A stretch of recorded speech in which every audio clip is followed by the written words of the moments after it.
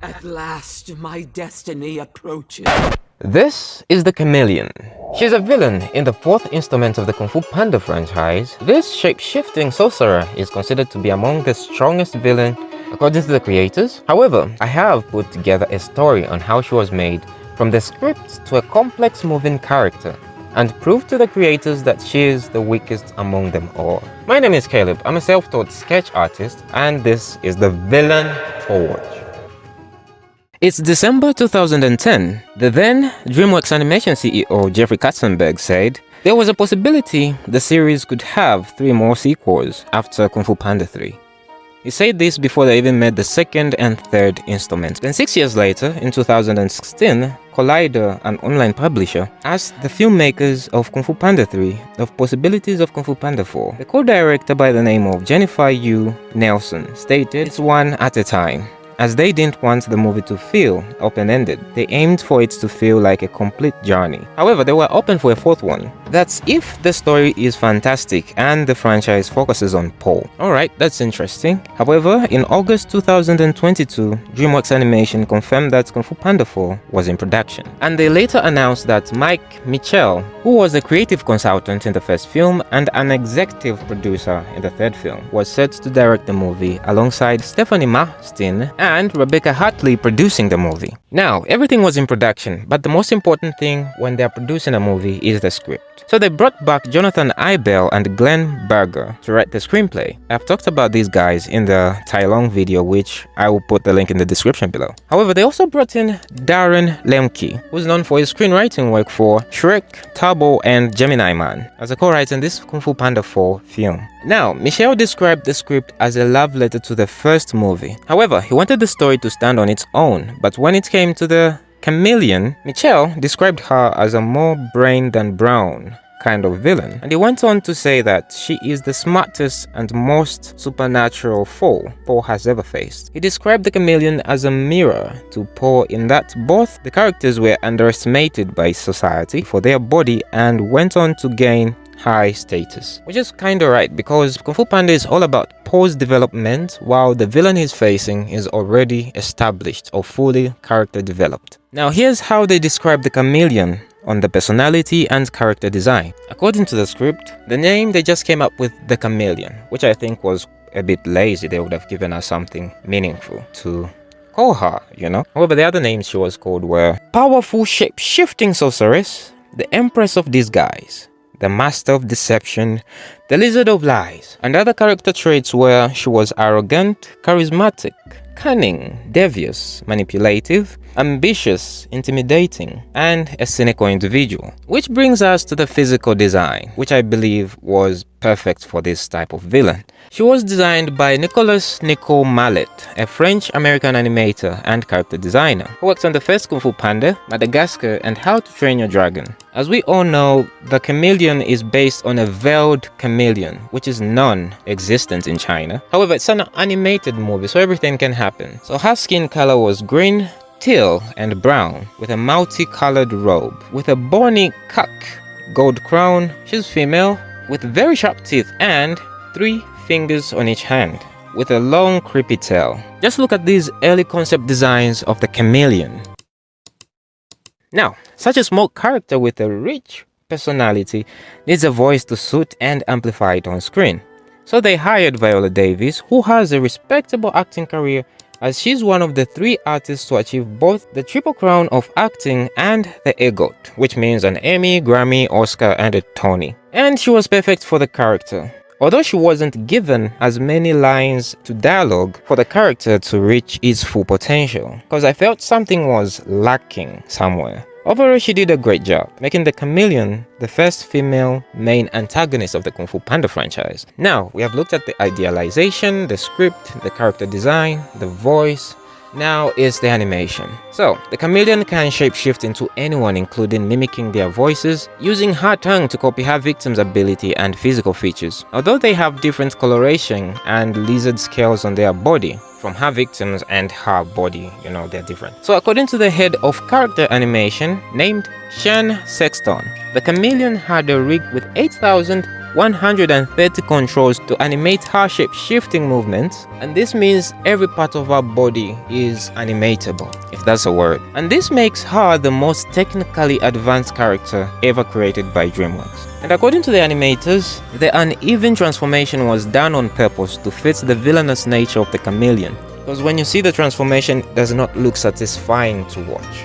It's not like the Transformers. So overall animation, according to Michel, the film's director of course, stated that the film's fight scenes reflect advance in both technology and kung fu. And they took more influence from anime than previous films in the series. So stunt performers from Marvel films joined production to give the animators moves to study and use in the choreography of the movie. While most of the animation for the film was provided by DreamWorks Animation Glendale Studios, however, Jellyfish Pictures, who previously worked with DreamWorks Animation on How to Train a Dragon, Homecoming, Spirit Untamed, and The Bad Guys, handled the additional asset production services using softwares like Premo and Moonray. So Kung Fu Panda 4 and The Wild Robot will be the last two films to be made in-house at DreamWorks Animation, Glendale campus, as reported in October 2023, as they are going to rely more heavily on outside studios after 2024. That's why we're seeing all these layouts and job cuts of hard-working artists and animators at DreamWorks Animation. Here's why I think she's the weakest among all Kung Fu Panda villains. I think the character was on point for this movie. The physical design, character traits, and motive was good. But story-wise, she felt rushed, and the backstory felt like an afterthought, which in turn felt like just another villain in an episode of Kung Fu Panda, The Legend of Awesomeness. In simple terms, she felt forgettable, which is a very harsh assessment if you ask me. But there's one thing I want to tell you before I forget. I came up with a little solution for the chameleon to make her strong, as claimed by the directors. It's just a short backstory, a progression, and a finale. I have storyboarded it for you to follow along because I suck at creating animations. So without further ado, let's roll the tape. Once upon a time, there was a young, happy, and cute chameleon who loved Kung Fu so much, she convinced her parents to take her to a Kung Fu school. However, it wasn't roses, as she was bullied by her peers and criticized by her master for being too gentle. As this led her parents to change her from one school after another school, after another school, and after another school, and it never changed. And unfortunately, in the end, they decided not to take her to a Kung Fu school. So the young chameleon, sad and angry, ran into the wilderness where she met an old lizard who was a sorcerer and took her in and taught her sorcery. And during that time, that's when she discovered shape-shifting through sorcery and became a master at it, as she can change and resemble anything that breathes, of any size and stature. So the lizard, her adoptive parents, changed her name to Bian Long, which translates to the changing dragon. Time passed. As she grew up, she assembled a gang of lizards and chameleons, and she took out and conquered every gang in the city of Juniper City, and in the process, her greed grew to a point she successfully overthrew the civic leaders of the city and became the sole ruler. However, it never ended there. She wanted more power. Then she heard of the Staff of Wisdom held by the Dragon Warrior in the Valley of Peace. At the time, she was aware that she can't defeat the Dragon Warrior. So she sent her trusted soldier, who happens to be a fox, and her adopted daughter, to befriend the Dragon Warrior and steal the Staff of Wisdom, in the process of choosing a new Dragon Warrior. And her daughter successfully took the Staff of Wisdom from the Dragon Warrior and returned it to her mother, and she became more powerful. Now Bian Long has the Staff of Wisdom, and the first thing she does is open the spirit world and summon the most powerful masters who passed away and take their chi one after another. Meanwhile, the Dragon Warriors learn of the chameleon and go on a journey to the city to take back his stuff. Now Bian Long tells Zheng her big plan of taking over the world.